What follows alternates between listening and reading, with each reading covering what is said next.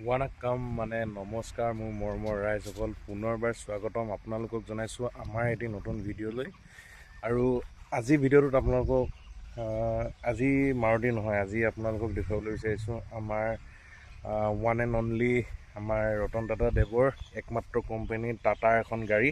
তো সেই গাড়ীখন আপোনালোকক আজি আমি দেখুৱাবলৈ বিচাৰিছোঁ আৰু সেই গাড়ীখনৰ নাম হৈছে, আপোনালোকক এবাৰ মই দেখুৱাই দিছোঁ, এক্সটেৰিয়ৰটো এবাৰ দেখুৱাই দিছোঁ। এয়া আপোনালোকে চাব পাৰে, এইখন গাড়ী 2015 ডিচেম্বৰ মডেল হয়, মানে অলম'ষ্ট 2016 পৰা গাড়ীখন ৰানিং হৈছে। এয়া আপোনালোকে দেখিবলৈ পাইছে টাটা জেষ্ট ডিজেল XM হয়। আৰু এয়া আউটাৰ লুকছটো এবাৰ ছাৰাউণ্ডিংছটো মই দেখাই দিছোঁ, এয়া আপোনালোকে দেখিবলৈ পাইছে। তো এই গাড়ীখনৰ কথা আমি আজি আলোচনা কৰিম। আৰু আমাৰ মাজত এখন বেছিদিন হোৱা নাই বাৰু অহা, খুব বেছি 4-5 দিনমান হ'ল অহা। তো আৰু মাজতে মই দুদিন ভিডিঅ' দিব নোৱাৰিলোঁ আৰু দুখনমান গাড়ী আৰু ষ্টকত আহি গ'ল। তো সেই গাড়ীখনকো আপোনালোকক মই লাহে লাহে আপোনালোকক দেখুৱাবলৈ মই চেষ্টা কৰিম। চ' আজি আপোনালোকক মই দেখুৱাবলৈ চেষ্টা কৰিম আমাৰ এই টাটা জেষ্টখন, টাটা জেষ্ট XM মডেল। এবাৰ পিছফালৰ পৰা অৰ্ডালিক্সটো এবাৰ চাওক, এয়া চাব পাৰে টাটা জেষ্ট, এইফালে জেষ্ট, এইফালে XM লিখা আছে আৰু ৰেজিষ্ট্ৰেশ্যনটো হৈছে গুৱাহাটী ৰেজিষ্ট্ৰেশ্যন। আৰু মই কৈছোঁ আপোনালোকক 2015 ডিচেম্বৰৰ মডেল হয়, মানে অলম'ষ্ট 2016 ষ্টাৰ্টিঙৰ পৰা আপোনালোকে ধৰিব পাৰে। আৰু ভিতৰতো এবাৰ দেখুৱাই দিছোঁ আপোনালোকক, ইণ্টেৰিয়ৰটো এবাৰ দেখুৱাই দিছোঁ। এয়া আপোনালোকে দেখিবলৈ পাইছে, ইণ্টেৰিয়ৰটো বহুত ধুনীয়া হৈ আছে। আপোনালোকৰ এইটো ইনফ'টেইনমেণ্ট ছিষ্টেমটো কোম্পানীৰ ফালৰ পৰা আহে, AC হিটাৰ চব ৰানিং আছে, 5 গিয়াৰ 5 স্পীড মানুৱেল ট্ৰান্সমিশ্যন হয়। আৰু এইফালে ৰিয়েৰটো আপোনালোকে দেখিবলৈ পাইছে, এইটো দেখিবলৈ পাইছে। এয়া ছিট কভাৰ ধুনীয়া হৈ আছে। আৰু গাড়ীখনৰ আমি যোৱাকালি মবিল চবিল চব সকলোবিলাক চেঞ্জ কৰাই দিলোঁ, এয়াৰ ফিল্টাৰ, ডিজেল ফিল্টাৰ সকলোবিলাক চেঞ্জ কৰা আছে।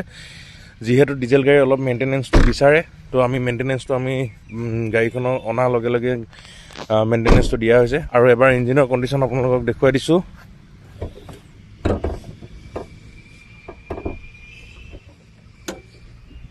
আপোনালোকে চাব পাৰে ইঞ্জিনৰ কণ্ডিশ্যনো ধুনীয়া বঢ়িয়া হৈ আছে। বেটেৰীটো অলম'ষ্ট নতুন হৈ আছে। আৰু মই মানে চেল্ফ মাৰোঁতে গম পাইছোঁ, যিহেতু আমিতো গম পাওঁ, এতিয়া ধৰি লওক গাড়ী চলাই থকা মানুহ পটককৈ চেল্ফটো মাৰিলে গম পাই যাওঁ। আৰু বাকী ইয়াৰ ফিচাৰ্ছখিনি এবাৰ মই দেখুৱাই দিছোঁ। ইয়াৰ ফ্ৰণ্টত আপোনালোকে পাই যাব প্ৰজেক্টৰ হেডলেম্প, ইয়াত আপোনালোকে দেখিবলৈ পাইছে এইটো ডিপাৰটো, আৰু এইটো চাইডত আপোনালোকে দেখিবলৈ পাইছে প্ৰজেক্টৰ হেডলেম্প। ফ্ৰণ্টত আপোনালোকে পাই যাব ফগ লাইট, সেইফালেও পাব ফগ লাইট। আৰু এটা কথা আপোনালোকক মই কৈ দিছোঁ, যিহেতু এই গাড়ীখন ছুইফ্ট ডিজায়াৰ যোনটো আপোনাৰ পুৰণা মডেল আছিলে, এইটো K চিৰিজৰ যোনটো ইঞ্জিনটো মই দেখাইছিলোঁ, সেই ইঞ্জিনটো মানে ডিজেল ভাৰ্চনটোৰ লগত ছেইম ইঞ্জিন হয় এইটো।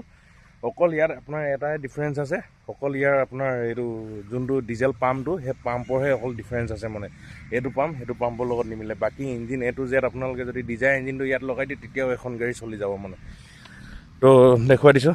আৰু ফিচাৰ্ছ বাহিৰৰ পৰা এইখিনি পাব, বাহিৰৰ পৰা এইটো টাৰ্ণ ইণ্ডিকেটৰ্ছ এইবিলাক পাই যাব। আৰু এইফালে কিন্তু এল' হুইল নাহে, ইয়াত ড্ৰাম হুইল হয় গোটেইকেইটা, এয়া চাব পাৰে। আৰু ইয়াৰ বুট স্পেচটো মই আপোনালোকক এবাৰ দেখুৱাইছোঁ। বুট স্পেচ হৈছে এই গাড়ীখনৰ আল্টিমেট মজা। এই গাড়ীখনৰ বুট স্পেচ দিছে টোটেল 380 লিটাৰ্ছ বুট স্পেচ। এয়া আপোনালোকে চাব পাৰে, কমটি ডাঙৰ এইটো বুট স্পেচ নহয়, আপোনালোকে বহুত বস্তু কেৰি কৰিব পাৰিব। আৰু গাড়ীখনৰ এবাৰ ইঞ্জিন ডিটেইলছটো মই আপোনালোকক দি দিছোঁ। গাড়ীখনৰ ইঞ্জিন ডিটেইলছটো হৈছে মেক্সিমাম পাৱাৰ জেনেৰেট কৰে এই গাড়ীখনে 4000 RPMত আপোনাৰ 89 bhp, আৰু মেক্সিমাম টৰ্ক প্ৰডিউচ কৰে এই গাড়ীখনে 1750 RPMত আপোনাৰ 200 নিউটন মিটাৰ টৰ্ক জেনেৰেট কৰে।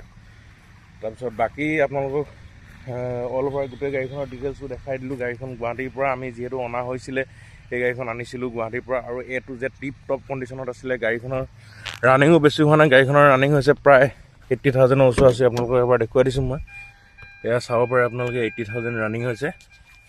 আৰু ডিজেল গাড়ী ইমানখিনি ৰানিং হোৱাটো নৰ্মেল হয়। আপোনালোকে ডিজেল গাড়ী কিনেনো কেলৈ, মানুহে অলপ চলাম বুলিয়ে কিনে, কাৰণ কেলৈ পেট্ৰল গাড়ীখন আপুনি সদায় ৰাফিজ কৰিব নোৱাৰে, পেট্ৰলৰ দাম বেছি আৰু পেট্ৰলৰ মাইলেজটো কম। তো ডিজেলৰ সেইটো হিচাপত চাব গ'লে ডিজেলৰ মাইলেজ পাই যাব আপুনি প্ৰায় এখনৰ 20+। মই কৈছোঁ মানে কোম্পানী ক্লেইম কৰে 23, আৰু আমি ধৰি লওক নৰ্মেলত চলাই থাকোঁতো, নৰ্মেলত আমি 20+ পাওঁ। একদম ঝাৰি জোকাৰি চলালে 18+ আৰামত পাব। মই কৈছোঁ ন, গাড়ীখনৰ আৰু A to Z গাড়ী মজা হৈ আছে, একো টেনশ্যন ল'ব নাই। কোনোবাই যদি সস্তা বাজেটত ডিজেল গাড়ী বিচাৰি আছে, এই গাড়ীখন আপোনালোকে লৈ যাওক। আৰু দাম শুনিলে আপোনালোকে, যদি কোনোবাই ডিজেল গাড়ী ল'ম বুলি ভাবিছে, আজিয়ে আহক। আৰু এই গাড়ীখনৰ দাম মই কৈ দিছোঁ ফাইনেল আপোনালোকে 170 1,70,000 টকা দিয়ক আৰু গাড়ীখন লৈ যাওক। আৰু তাতো যদি কিবা এটা আপোনালোকক মিলাব লাগে আমি ইয়াত মিলাই দিম। আপোনালোকে মাত্ৰ আহক 170 1,70,000 দিয়ক আৰু এইখন টাটা জেষ্ট গাড়ী মজা টিপটপ কণ্ডিশ্যনত আপোনালোকে এবাৰ ঘৰলৈ লৈ যাওক। তো ভিডিঅ'বিলাক বৰ বেছি দীঘলীয়া নকৰোঁ, আৰু যিহেতু গৰমো পৰিছে, বেয়া গৰম পৰিছে, মই আৰু গাড়ীবিলাক সদায় আপডেট দি থাকিম। তো আজি এই টাটা জেষ্টখনৰ আপডেট দি দিলোঁ আপোনালোকক। এয়া চাব পাৰে গাড়ী পূৰা টিপটপ কণ্ডিশ্যন আছে। আৰু যদি কোনোবাই মানে আৰু ডিটেইলছ ফাৰ্ডাৰ ডিটেইলছ লাগে আমাৰ তলত দিয়া নম্বৰত প্লিজ কণ্টেক্ট কৰক, হোৱাটছএপ কৰক, যি কৰক মুঠতে আপোনালোকে আমাৰ পৰা কণ্টেক্ট কৰক আৰু গাড়ী লৈ যাওক যদি ডিজেল গাড়ী কোনোবাই বিচাৰি আছে। Thank you. আজি ভিডিঅ'টো ইমানতে সামৰণি মাৰিছোঁ, আৰু আপোনালোকৰ প্ৰিয়জনলৈ ভিডিঅ'টো শ্বেয়াৰ কৰিবলৈ নাপাহৰিব আৰু লাইক শ্বেয়াৰ ছাবস্ক্ৰাইব কৰিবলৈ নাপাহৰিব। Thank U.